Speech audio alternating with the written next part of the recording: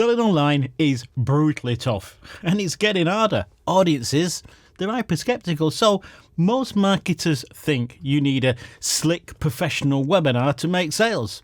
A few years ago, maybe. But now, that's not what's working. In fact, I've seen a 400% sales boost by doing the total opposite. Eddie, for instance, jumped from $1,600 to 37 grand using a scrappy, ugly webinar. Andrea, in the weight loss niche, her sales surged from 4,600 in May to 28 grand in June using a webinar that wasn't fit for anybody with the gift of sight. So I'm going to show you why these ugly webinars, why they're working so well, and the exact steps so you can build your own, boost your own sales fast. It's like this. If you're dying of thirst in the desert and somebody appears and offers to sell you water, do you care what the design of the water bottle is, the branding, the name, the logo? No, you're thirsty. You just want the water. It's exactly the same with webinars. It's what's inside that matters. Polish doesn't build trust. It actually triggers resistance. It tells the viewer, I've spent time and money preparing to sell you something. Ugly, on the other hand, that sends a totally different message. It's saying, hey, I've quickly put this together just to show you how. Now it feels like it's helping you and not lining you up to sell you something. The moment it feels like a sales pitch, people, they just tune out. Instead, if you strip out all the pretty stuff, the stuff that doesn't matter, it's simple. It works. You don't even have to be on camera. You can just use a slide deck. But there are a couple of rules when it comes to building slides. Don't clutter them with lots of text. Don't write on the slide word for word what you're going to say. All you've got to do is just give a snippet and then narrate the rest. Keep the colours simple. Use images and change the slides often. Try to keep each slide below 30 seconds in duration and never like spending longer than that on a slide. The slides that I've just shown you here took me less than 5 minutes to make on Canva. Keep it simple. Ugly works because design isn't actually that important. Now, while the slide design, fonts, colours and all that don't matter a whole lot, there's something that does, and this is flow and the order of information. Or to put it another way, saying the right thing at the right time in the right way. And things have changed a lot over the last couple of years. So let me show you the exact order and then give you the framework that is totally dominating it when it comes to using webinars to sell high ticket products. When it comes to webinars, almost everybody is still running the old model and not making sales and saying, oh, webinars, they don't work. It's because they're still working from the 2012 blueprint. It's like this. This is a Bentley 4.5, a racing legend. Totally destroyed the competition. But today, in a race, a Toyota Corolla, like the type that your nan drives, it would totally toast it. And that's the point. Just because something in the past was a winner doesn't make it a winner today. You've got to evolve. And it was this thought of evolution that drove me to start experimenting with different webinar formats. So the people who say webinars aren't working, they're the ones still driving the 1930s Bentley when they should actually be driving a Ferrari F1. So let me show you how to quickly build the F1 of webinars that makes it easy to convert customers. Now, here's the thing. A killer webinar. It's basically a bunch of sections in a specific order. And we're going to dive into each of these in detail. But first, let me show you what these sections are. You start with a hook, and then you have a big promise. Then we've got a section we call the Rubicon. Then we move to the desired outcome.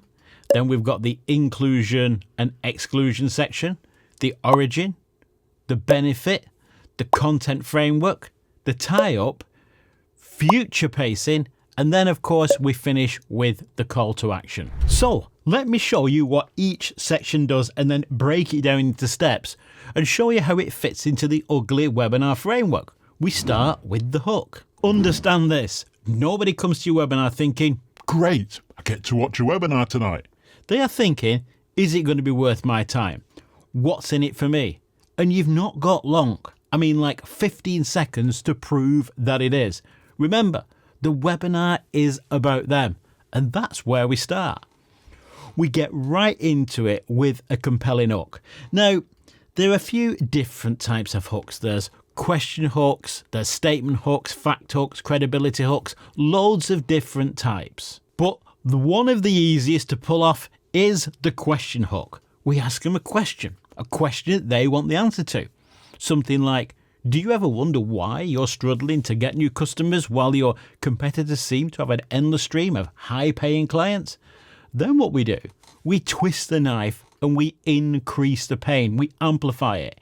So I'd say something like, and if you don't figure it out and fix it, they're going to drive you out of business. Then I add a little bit of why they should be listening to me in the mix, a little bit of authority, and lead to the setup. So in that instance, I'd say something like, for the last 10 years, I've worked with small businesses and shown them how to attract perfect customers who are ready to buy without running ads or without lowering your prices. Then from there, I lead into the big promise, the learning promise. What we're doing here, we're setting the webinar up. So I'd say something like, so in this webinar, I'm going to show you how you can, and then I'd list the big outcome. Something like, give your business an unfair competitive advantage to get as many customers as you can handle, while at the same time increasing your prices. In the intro, the hook, we start with the problem that they have, and then we give them the promise, the answer. And when you give them the big promise, you don't go giving them the steps. What you do, you give them the result. In other words, don't go saying something like, I'll show you the 10-part structure for effective ads, or I'll show you how to film video, or whatever. Instead, talk about the end outcome, the one that they think about when they get up in the morning. Now, if you've done this right, your audience are likely thinking, right, okay, but is this anything different from what I've heard before? This is where the Rubicon comes in. And again, it's a promise. We're building them up to want to watch the webinar. And I'd lead into the Rubicon with something like this.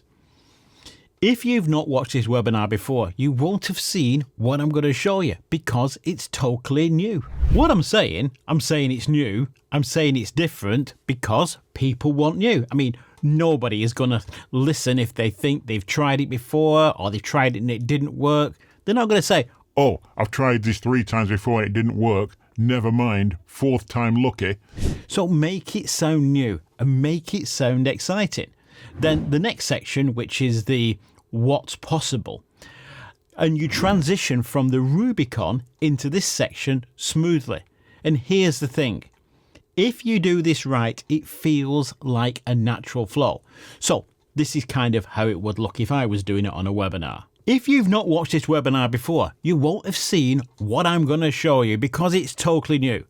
But when you do this, you won't go back to doing it the old way because this allows you to stand out as the logical choice, even in a highly competitive market, and even if you're the most expensive. So now we've got them both excited and curious, and they're likely thinking at this point, oh, I bet it's this, I bet I have to do that. I want to take advantage of this and increase the excitement and build the curiosity up even more. And this is where the without statements come in, because this is where their mind currently is. So I would lead into them with something like this. And you can do this without running expensive ads, without posting endlessly on social, without offering discounts, without even creating more lead magnets. Basically, what I'm doing, I'm listing all the things that they hate doing. I'm distancing myself from what they tried before, which didn't work, which again makes it feel totally different and unique. I've now built them up, but the question now remains, okay, but why should I pay attention to you? And this is where you drop in the About You part of the webinar. Now, here's the thing. When you talk about you want to make it highly relatable to them. Now, there's a few ways to do this, but 2 of the most common ways that cover pretty much all situations are the reluctant expert and the accidental hero. The accidental hero goes like this. I was like you, struggling to do X. I discovered a better way. I tested it, and then through trial and error, things got better. And now my life is like this. Or, in other words, to put it into simplistic terms, I was like you are today. I did this, and now I'm where you want to be. Then you've got the reluctant expert. And this is where you've sat on the sidelines watching all these so-called experts give advice that you know's wrong. So what you're going to do, you're going to prove why it's wrong and tell them what they really should be doing. And at this point in the webinar, we've now got them pretty much all set up, ready to start breaking down false beliefs and altering their perspective so we can position them where we want them to be. But before we do that, we need to include and exclude and let them know that this is indeed for them. And it's actually a pretty simple step, but it's also a very important one because it's actually doing more than you think. As I'm saying who it's for, I'm also building desire, getting them to say, I want that. And typically, it goes something like this. This is for you if you want to stop hustling 24/7 without results. This is for you if you'd rather have customers seek you out instead of having to go and find them. And this is for you if you don't want to do the heavy discounting just to get people to buy. This is for you if you want to fully earn what you're worth. And this is for you if you're selling a digital product or a service. And on the flip side, the exclusion section, this is just as important. And it goes something like this. But this is not for you if you enjoy the uncertainty of business. It's not for you if you're looking for some get-rich-quick scheme. And it's not for you if you enjoy working long hours. And it's not for you if you're one of these people who think being wealthy is somehow wrong. As I'm going through this, I want people to think, You'd have to be stupid to want these. and that's actually what I want them to think. Surely nobody wants that. So what it does, it validates. It validates that it's perfect for them. So you can likely see just what I'm doing here. Fact is, it works. The next section, we get into the positioning pillars. And this is where most webinars go sideways. And I can understand why so many people get this part wrong. So let me show you how you can create positioning pillars that actually convert prospects to customers. Now, the totally wrong way to do this is to break down all the steps, all the here's exactly what to do stuff. If you do this, the prospects, they tell them, well, that was amazing. I learned so much. But nobody buys. And that's because they taught too much. If you teach the how, you've just given somebody the go and try without you scenario. They might love you. They might love the content. But now what you've done, you've given them a to-do list, not a reason to work with you list. So instead of teaching the how, what we actually do, we teach the wow. We give them wow moments, those little shifts in perspective where they go, Wow, that makes sense. Wow, I've never really thought about it that way. Wow, I need more. they still feel like they're getting massive value. But instead of leaving to go and do what you've told them, they're now leaning in, wanting you to show them the next step. And that's how you should be using positioning pillars. Yes, you're still teaching, but you're doing it in a way that naturally pulls people towards you instead of giving them reasons to leave and try it on their own. As I always say, show, don't solve. We want to be using belief-based teaching, as I call it. And here's the thing. Each positioning point is like 5 to 8 minutes long, and you've got 3 of them, so that's like 15 minutes, maybe 20 minutes in total. And the other rule when creating your positioning points, and this is important, goes back to what I was saying about sounding new and exciting. You need to give each positioning point, each pillar, a title that is written with curiosity. If you titled it something like How to Get More Customers Using YouTube, that's boring. You've just paid it off by telling them that it's YouTube. When you could have titled it something like Why Finding an Endless Stream of High-Paying Customers is a lot easier than you think. When you create a title, it's got to make them think, Wow, that sounds just like what I need.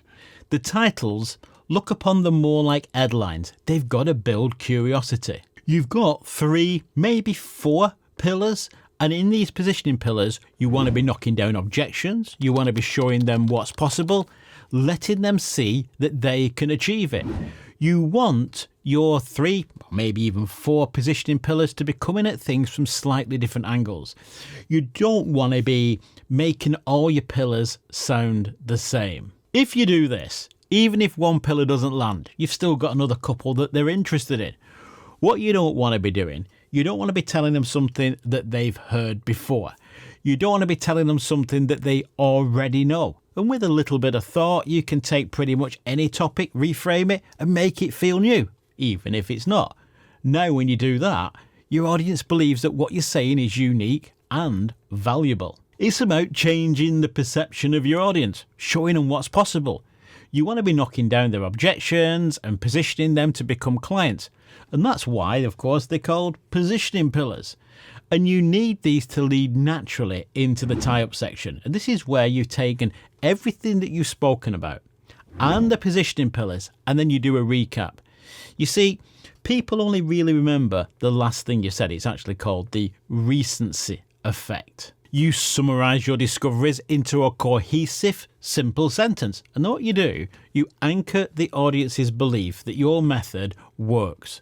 The goal is to make your audience think, wow, I finally understand now how this all fits together. This is the missing piece that I've been looking for. And to give you an example, and I'm totally making this up, but it would sound something like this. So let's recap. Step 1 was the AI personalization flywheel. That's how we generate authentic replies. Then step 2, if you recall, was the reply to meeting conversion loop, turning those replies into book calls automatically. And step 3 was the momentum engine. Keeps highly targeted leads coming in each week. And when these 3 work together, we then have what we call a self-feeding profit pipeline. It's one system that generates interest, converts it, and then compounds over time without buying ads or consistently posting on social. We bring it all together for them, and then we give it to them in a nice little package. And from there, we now move into the future pacing. And here's the thing. Future pacing isn't just painting a pretty mental picture. It's using psychological visualization to anchor belief in the outcome that you're offering. The thing is, people don't buy programs. What they actually buy is a version of themselves that they can finally believe in. And when people imagine themselves succeeding in detail, that emotional mental surge, that feels like momentum.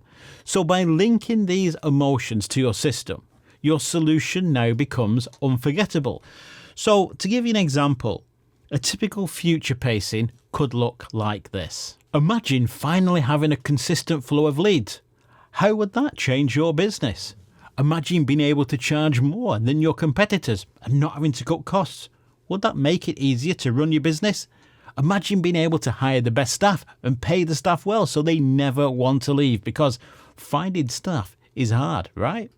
Imagine not having to work 80 hours a week, having days off, weekends to yourself. Wouldn't that feel nice? What I'm doing here, I'm anchoring the points and the outcomes directly at the biggest pain points. And those of you who have been paying attention will notice on the end of each future paces statement, what I've done, I've added a question where the only logical answer is yes. Because not only do I want them imagining, I want them to be saying yes, yes, yes in their head. Now, the future pacing section is actually the start of the call to action, but they don't know it yet because it's not harsh. And if you've done a decent job on the webinar up until this point, the audiences are going to be pretty warm.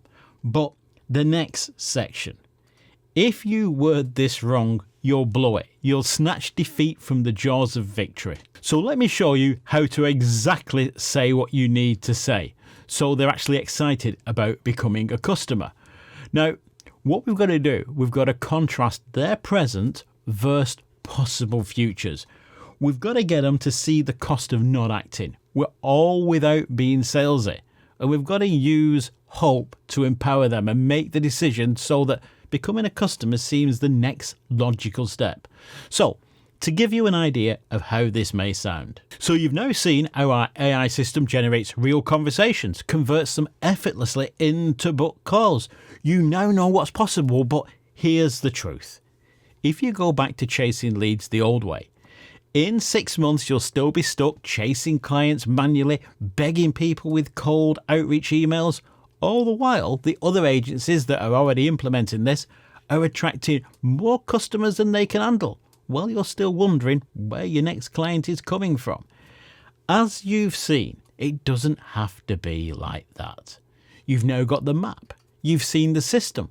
The only question is, are you going to act on it? You can see here the emotional levers that I'm pulling. I'm mixing FOMO with future pacing, and I'm getting them to think about the cost of not acting. What I'm going to do next works like a dream because this is the junction. And I've picked something that they can imagine in their mind. Now, this is really important. I need to create a visual hook here. The words, yep, they're powerful, but it's the visual hook that takes this to the next level. And here's what I would say. You've likely heard that it's in the moments of our decision that our destiny is decided. Right now, you're standing at a junction and you've got two roads. Road one, you can go back to what's familiar, sending cold DMs, watching traffic dwindle, conversions drop even further, or you can take road two, which is the path that I've shared with you today. And if you like, I can help you. So you can join the many others just like you who are already reaping the rewards of more high-paying customers than they can handle. Now at this stage, which is where we're starting to close a prospect and actually turn them into a customer, now, and it depends how you do this.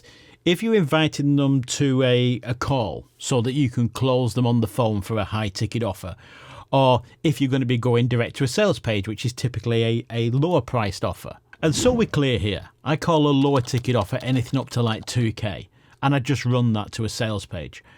Over 2K, I'll send that to book a call. And what I'm going to do here on this video, I'm going to show you here how we're going to do a high-ticket close, which is direct to a call. So let me show you how to transition into the high-ticket close so it doesn't feel salesy. Now what we need to do here is pick our words carefully. It needs to feel valuable, it needs to feel exclusive, and it also needs to feel safe. We need to pitch this as an opportunity that is going to help them, not as a pitch to sell them. So what we do, we start with a little bit of a recap to position them. And it may go something like this. So you've seen what's possible, how the pipeline to profits works, and how it's making getting high-paying clients possible, how businesses like yours are using this to grow quickly. So if you've decided you'd like this kind of success for your business, I'm going to make it really easy for you. And I don't do this often, but I've got some limited time on my calendar over the next few days. So as my gift to you for staying on this webinar, I'd like to personally invite you to a free 45-minute strategy session with me. Now, in this session, here's what we'll do together. We'll look at where you are, what your goals are, what's been holding you back, and together we'll map out a blueprint of what you should be doing to reach your goals quickly. Now, there's a few things going on here in this short section. We've got reciprocity bias. By positioning the call as a gift, what I've done, I've activated the desire for them to reciprocate with attention, respect, and trust. And I'm also using perceived value through specificity. I'm being more specific about what's going to happen on the call because it reduces the fear of a hard sales pitch. I'm also using a commitment bias. Once they visualize being on the call, well, I'm pretty much halfway home. And that's why little phrases like, here's what we'll do together are so powerful because it's presupposition. It assumes the call is already happening. Now, those of you who are really observant will have noticed up until this point, I've not mentioned the product, I've not mentioned buying the product, what the product contains or anything like that. And this is actually by design. If I mention the product at this stage, their mind is going to go into overdrive. And when I do eventually get them on the call, it's going to be a lot harder to keep the call on track. But I do have to pre-frame it. But I need to do it in a very, very casual manner. And all I would say is something like this. Now, if during the strategy call it feels like a good fit for both of us, you may be invited to join my program where I coach people one-to-one. But I have to tell you, there's limited places and not everyone is a right fit. But even if it's not for you, you'll still leave the call with actionable steps that are going to help you, and then I would insert the outcome. As you're saying this, you're kind of pulling back, but still keeping the call as the main benefit. And this is actually really, really important. If you open up and start telling them how great your program is, how many modules you have, you'll totally blow the sale. All you need to do now is mention that you're going to drop a link. But as you do this, you're going to pull back again for a second time. And at the same time, increase the perceived value of the call. And here's how I would do that. Now, if you book a call, and I can see there are more people online than we've actually got spaces for, so you're going to have to be quick. But if you do book a call, there's a short questionnaire to fill out. And this is important. This helps me prep for our call. Now, anybody that books a call but doesn't fill out the form, I'm sorry, I'm going to have to cancel the call because there's very limited spaces. So it's only fair that I offer those places to people who are really committed. Now, at this stage, you can remind them again of the benefits, drop in a few testimonies if you like, and that's all good. But here's the thing. As simple as the ugly webinar format is, there's one massive problem that you're still going to have. How do you get customers in the first place? Well, if you watch this video next, I'll show you not only how to get people into your webinar, but have them almost ready to buy before they even see your webinar.